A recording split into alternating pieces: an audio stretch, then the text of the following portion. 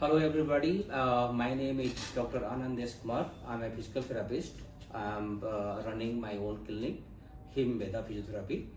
आज हम डिस्कस कर रहे हैं नी इंजरी, इसके कॉजेज क्या होते हैं और फिजियोथेरेपी ट्रीटमेंट कितना अच्छा हो सकता है, हम पेशेंट को कितनी जल्दी रिलीफ दे सकते हैं। So let's start. कॉजेज जो होते हैं ट्रोमेटिक हो सकते हैं, पैथोलॉजिकल हो सकते हैं और बाई एज के साथ में जो चीज़ें चलती हैं जिसको हम एजिंग फैक्टर बोलते हैं। आपको दिखाना चाहूँगा मैं, ये अपना नी जॉइंट है और इस नी जॉइंट के स्ट्रक्चर हैं, ऊपर के जो बोन है ये फीमर है जिसको थाई बोन बोलते हैं, एक टिबिया है जिसको लेग बोन बोलते हैं और इसके साथ में एक फिबुला है। इसके बीच में जॉइंट बना हुआ है, बीच में एक एरिया है बोन का, दैट इज कॉल्ड पटेला, चपनी बोलते हैं इसे। इसका बड़ा इंपॉर्टेंट रोल है। जब भी किसी को नी इंजरी होती है तो सबसे ज़्यादा दर्द इसी के आसपास में होती है।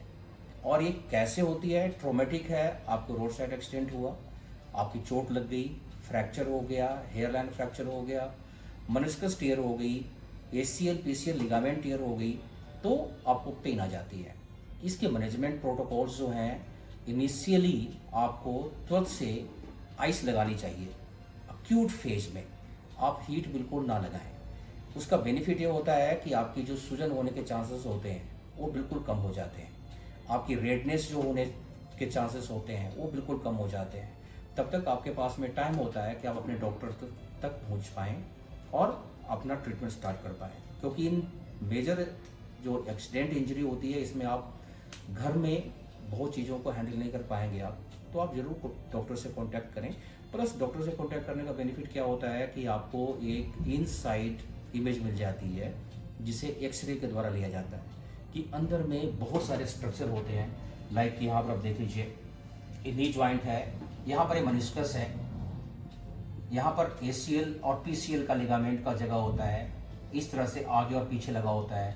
यहाँ पर कोलेट्रल लिगामेंट्स लगे होते हैं साइड से, यहाँ पर ये जॉइंट है फिबुला का, यहाँ पर भी लिगामेंट्स लगे होते हैं। ये पटेला है, ये यहाँ से क्वाड्रिसेप्स मसल्स आ रही है ऊपर से और ये यहाँ पर जुड़ रही है इस जगह पर। कभी कभार ये भी इंजर हो जाता है, आपके मसल्स भी इंजर हो जाते हैं।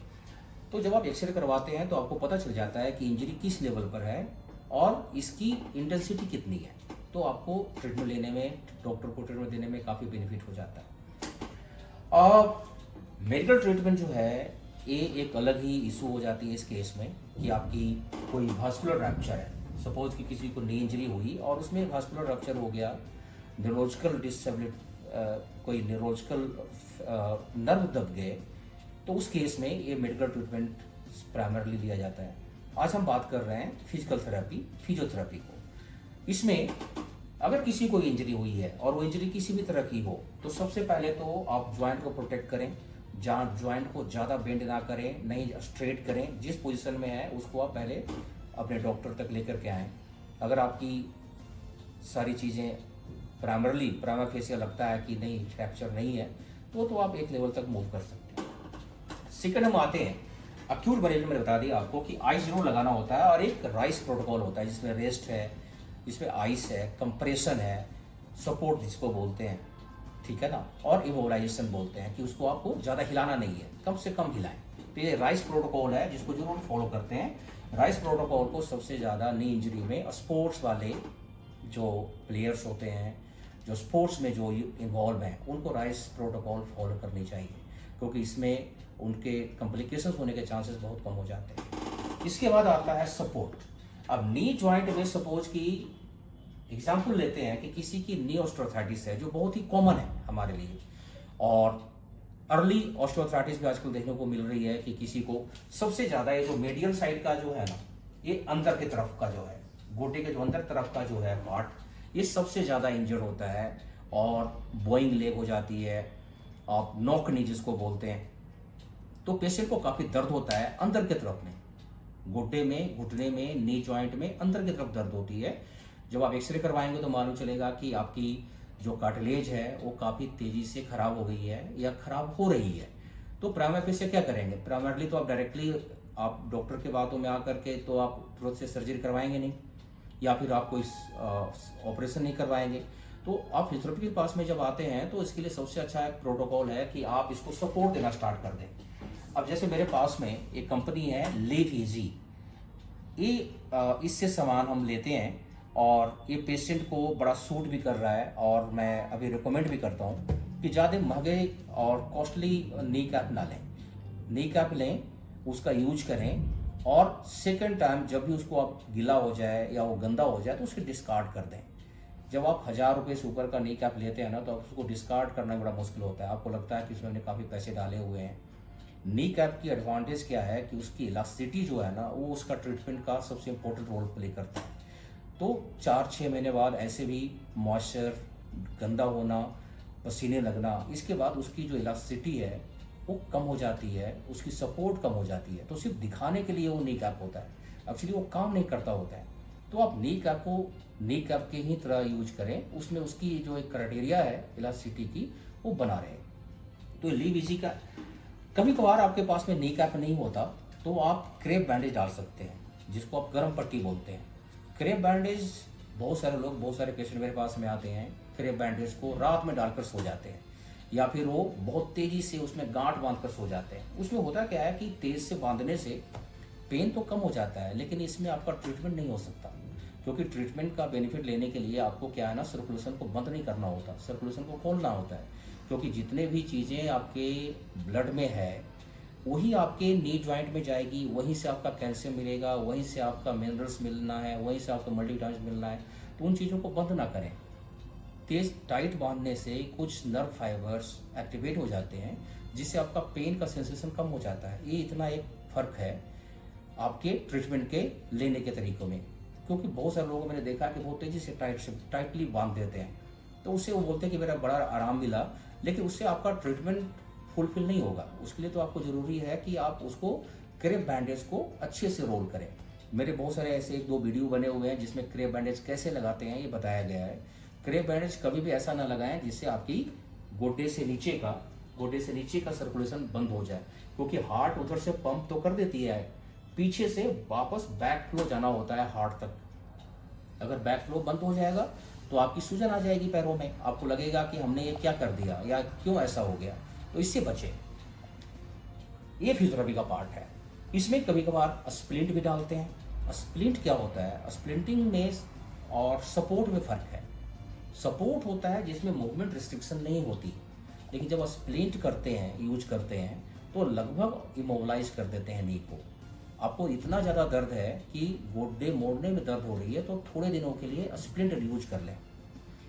टेनूर एक कंपनी है जो स्प्लिंट बनाती है, और बहुत ही अच्छी स्प्लिंट बनाती है, इमोबलाइजर स्प्लिंट बनाती है वो, और आप कहीं से भी ले सकते हैं उसे। हमारे देश में, इंडिया में तो हर जगह अवेलेबल है इस ब्रांड की चीज़ें।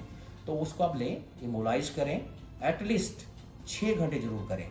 इमोबलाइज करने के बाद आप देखेंगे कि आपके गोड्डे में 2-4 दिनों के बाद फर्क आना स्टार्ट हो जाता है, क्योंकि आपके जो अंदर के स्ट्रक्चर होते हैं उस पर प्रेशर नहीं जाता, वो बेंडिंग नहीं होती, तो उसके लिगामेंट्स फाइबर नहीं टूटते, तो बॉडी को मौका मिल जाता है उसको हील करने का।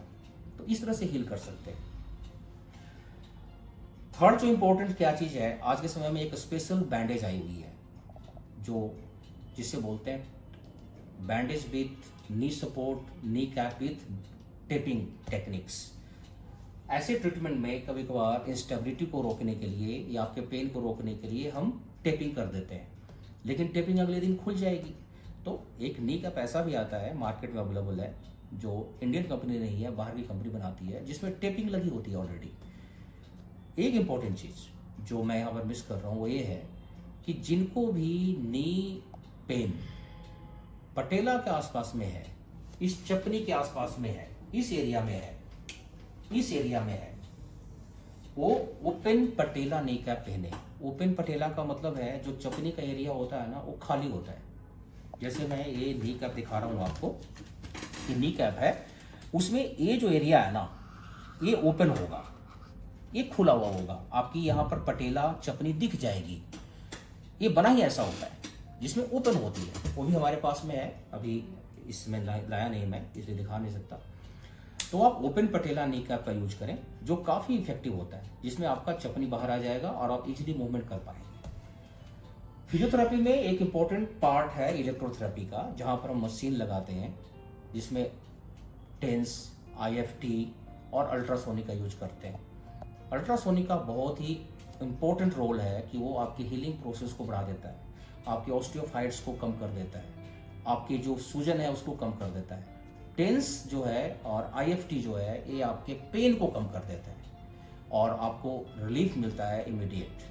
इसमें डायथर्मी का भी बड़ा इंपॉर्टेंट रोल है। डायथर्मी का बेनिफिट ये है कि आपके लोकल सर्कुलेशन को ही बढ़ा देता है, उसके कारण से आपके जो हीलिंग प्रोसेस है वो बढ़ जाती है। लास्ट है मैनुअल थेरेपी। मैनुअल थेरेपी में लाइक कैरोप्रैक्टर करते हैं, मोबिलाइजेशन करते हैं, ग्लाइड देते हैं, जिससे आपकी बोन्स और जॉइंट और हेल्दी हो जाते हैं। सबसे इम्पोर्टेंट, जिन जिन लोगों को नी की प्रॉब्लम है वो अपना 3 टेस्ट जरूर करवाएं। पहला टेस्ट है विटामिन D3 का, सेकंड टेस्ट है सीरम कैल्शियम का या कैल्शियम का, और थर्ड टेस्ट है एक्सरे जरूर करवाएं। एंड डायग्नोस्ड नी को आप कैसे ठीक करेंगे? ठीक करने का तरीका सिर्फ एक ही है कि आप पहले प्रॉपर डायग्नोसिस पर जाएं। अगर आपको तकलीफ बहुत ज़्यादा है तो डायग्नोसिस ज़रूर करवाएं। आपकी उम्र अगर 50 से ऊपर है तो ज़रूर डायग्नोसिस करवाएं, क्योंकि इस उम्र में बहुत सारी ऐसी चीज़ें हैं जो बिना डायग्नोसिस के आप ट्रीटमेंट तक नहीं पहुंच सकते या फिर उसका बेनिफिट नहीं ले सकते। So it is all about knee pain. और जो ट्रीटमेंट है वो तो आपको थेरेपी सेंटर पर आकर ही मिलती है। हिमवेदा फिजियोथेरेपी को आप सब्सक्राइब कर सकते हैं यूट्यूब चैनल पर, हिमवेदा फिजियोथेरेपी, और इसका वेबसाइट भी है www.himvedaphysiotherapy.com। इंस्टाग्राम पर भी इसका पेज है हिमवेदा फिजियोथेरेपी के नाम से। वीडियो अगर अच्छा लगा होगा तो इसे सब्सक्राइब करें और जुड़ें और अपने नियर एंड डियर को भी इसको रेफर करें। Thank you very much.